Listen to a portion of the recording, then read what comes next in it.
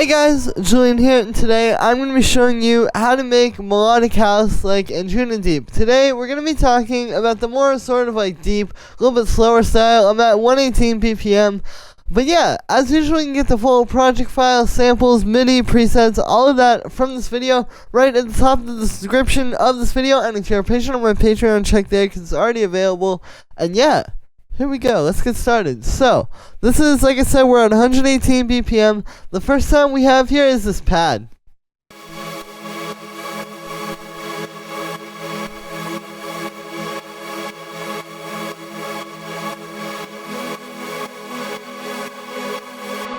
So what's happening here is this pad is just flipping between the two chords in the chord progression of this track. We go from E major to G sharp minor, and then there's this C sharp up top here,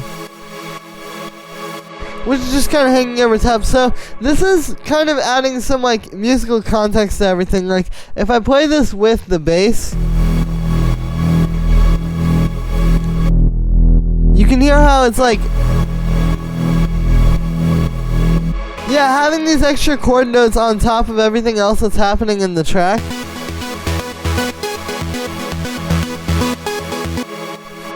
That's what it's doing for the track.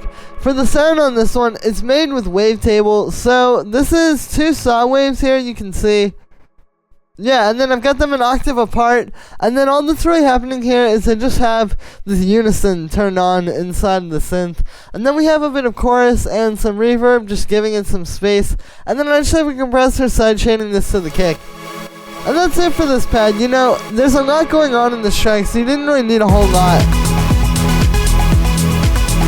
to really make this pad stand out in the track. The next thing we have here is the lead, which sounds like this.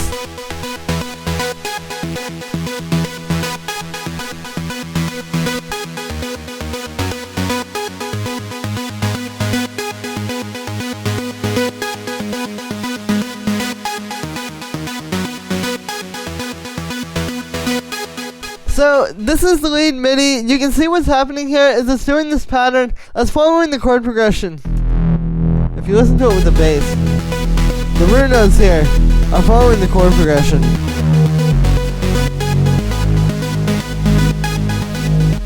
And then I have this little pattern up top going, and then that's just kind of like bouncing off of the root notes. And yeah, so it's all about having the symmetry up top where it's just that same pattern the whole way through, but then having the root notes changing.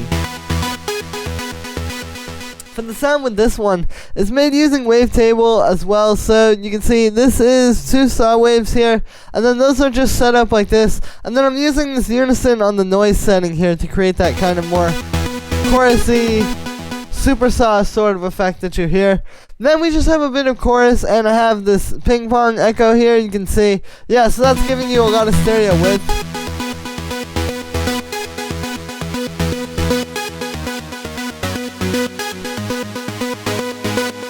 Then we just have a bit of drum bus, fattening this up. It's on the hard setting, so you can see it's pretty full, and it really brings out a lot of fullness, and also it brings out the echo. This really helps, like, if you have some echo or reverb and you're having a hard time getting the echo and the reverb on the same level with the synth, you know, like if the reverb and echo are getting buried in the mix or getting buried in the sound, putting this saturation or drum bus or anything like that after your echo or after your reverb can really help, because you can hear it just brings it out.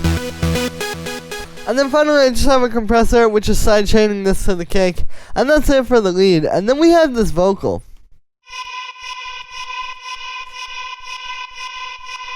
So this is just this little vocal sample. I reversed it, so I'll unreverse it and you can hear it's just a little, it's like a huh, huh. And then yeah, so then when you reverse it, now it's just going huh, kind of like bouncing off.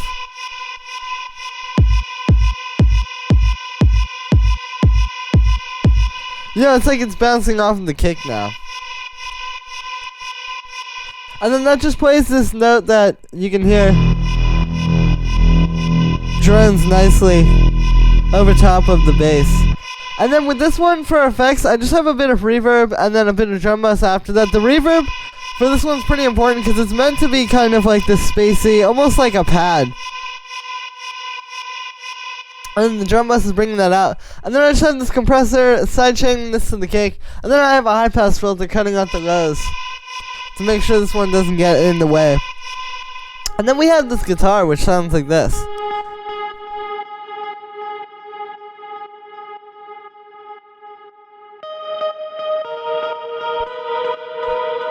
So this is just playing this kind of dreamy melody. You can hear this is just one of those things that's just sitting nicely over the chord progression. It's not exactly following it, it's playing some notes that aren't exactly the same, but you can hear it just adds a lot musically. It's almost like a counter melody because we have our main lead.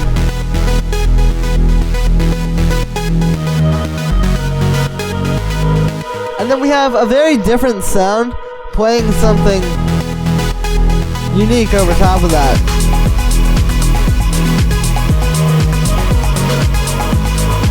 And it's adding a lot to the track. So yeah, that's what this one is. For the sound on this one, it's just this guitar open sound here, and then I put it through some echo as well as some reverb to give it a lot of space, and then we just have some drum bass which bring those out quite a bit and beef the sound up, and then I just have it being sidechained to the kick a little bit, and then there's a high pass filter.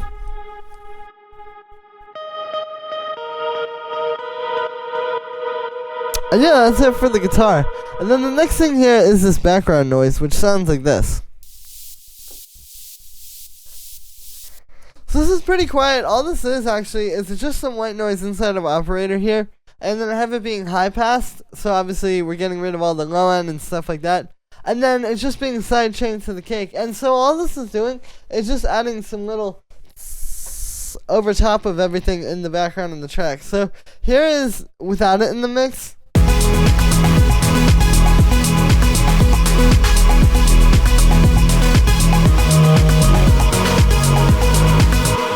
And then with it in the mix.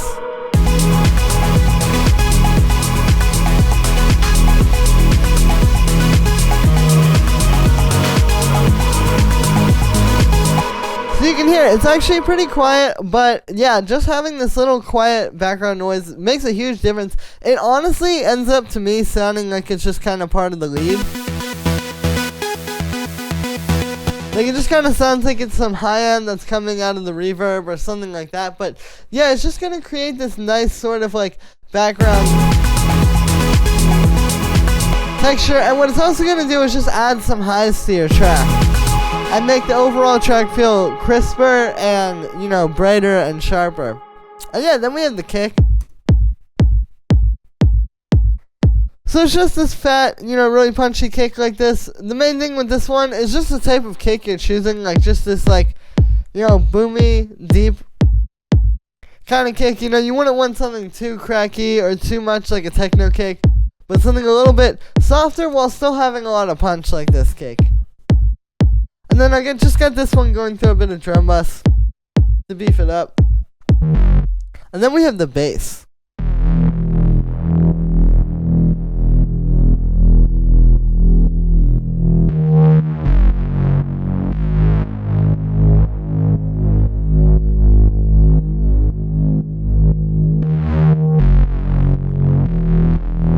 So here's the bass line. What's happening is it's following the chord progression, which is just E, F sharp, G sharp minor, and then back down to F sharp in that last bar. And then I just have this extra D sharp up there, just kind of like,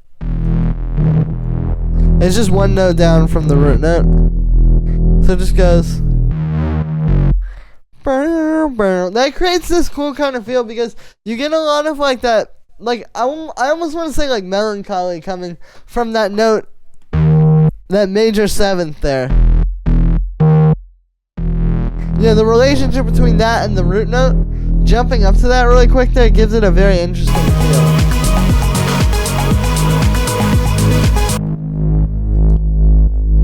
And yeah, and then for the sound with this one, it's made with two layers. So the first one is this wavetable. So this is just a saw wave. And then it's going through a low pass filter which has an envelope on it. And then the envelope on the low pass is just really slowly going kind of like closing. Like that.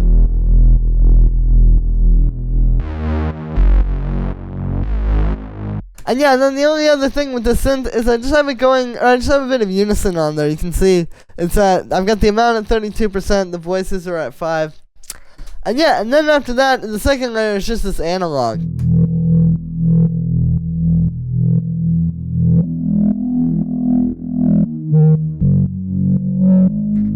So you can hear this is just kind of adding a bit more like mid-range to the sound. What it is it's 2 saw waves being detuned, and they also have a bit of unison detuning them. And then I just have a bandpass filter on there, which is kind of just adding this like mid-range frequency.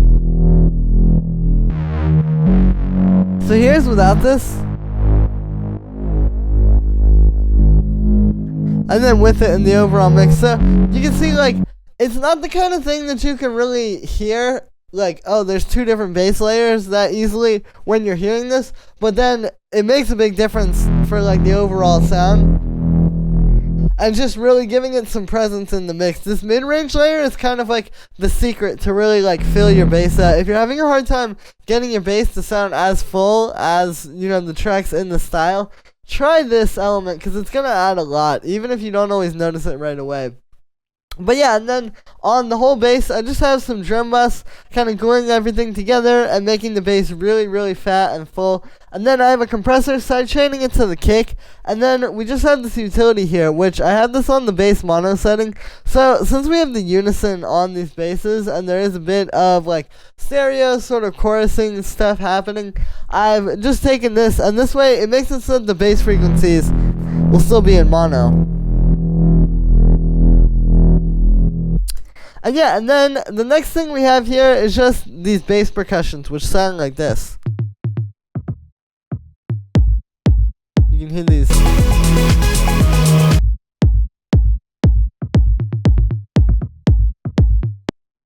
So it's just these little percussion sounds in the low end. We have like this kick and then a little sort of like bass percussion thing. You can see I've just got these going through some drum bus. And then I've high-passed them, so these are just adding that little bit of, like, low-end groove. A lot of times in these tracks, what it is you have basically, so you have your kick and your, like, long bass, which is just playing long held-out notes. And then you add in these bass percussions.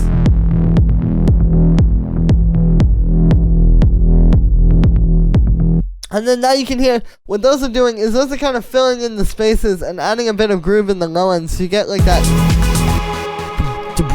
kind of rhythm.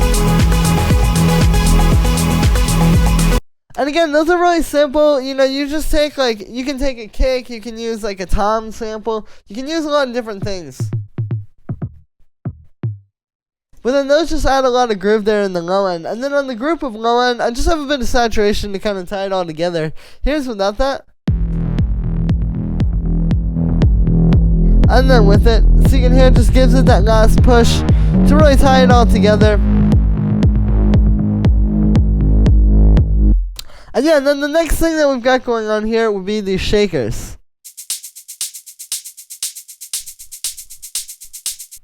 So these are sort of like the main hi-hats and shakers in the tracks. It's just this one. And then this one. So we have like this one, which is playing 16th notes. You can see I've got the velocities kind of like building up and going down there. And then I've got an auto pan on these. So you can hear it's panning back and forth. It's just, yeah, a simple way to give this a lot of movement and make it feel really dynamic. And then this one's just playing on the upbeats. But you can hear this one has a bit more punch, and then you play them together. And it fits nicely into the track having this panning too, because you have a lot of other elements that are in the track, so in that same space. So if you have this one moving around, it becomes a little bit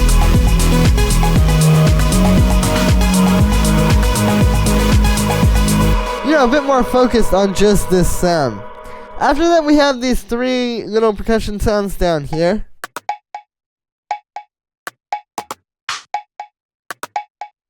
So as you can hear, these are just all these little like background percussions you're hearing in the track. These are the amount of layers you usually want to have, like, 2 or 3 of these happening in the background. You have like 1 or 2 that are happening very frequently, like, these 2 that I'm highlighting now, which are happening pretty much constantly throughout. And then you'll have like 1 that's just kind of happening, every now and then, or maybe you would even have a second one that's happening every now and then, like, yeah, but this is just kind of like having these different layers of percussion and different levels where, like, your brain starts to, like, hear this, and it's like, this one's gonna happen every single time. But then you hear this one come out of the blue. And it's like all that kind of stuff happening that's gonna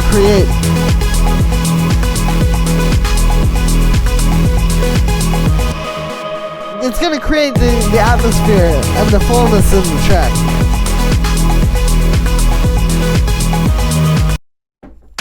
And the last thing we have down here is just the snare. So you can hear this is actually just a quick little it's a pretty small sound. But that's all you need. You can hear, you just need this little on the 2 and 4 to make it kind of ride nicely. I've got a bit of drum bus on that. And yeah, and then on the group of percussion, we just have a bit of drum bass as well, kind of tying it all together. Here's without this.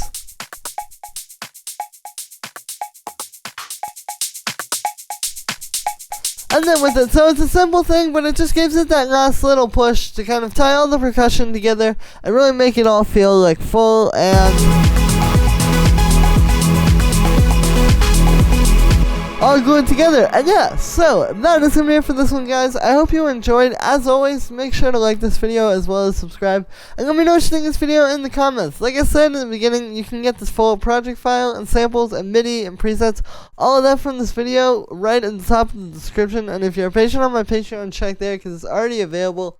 Thank you so much, guys, and I will see you tomorrow with another video.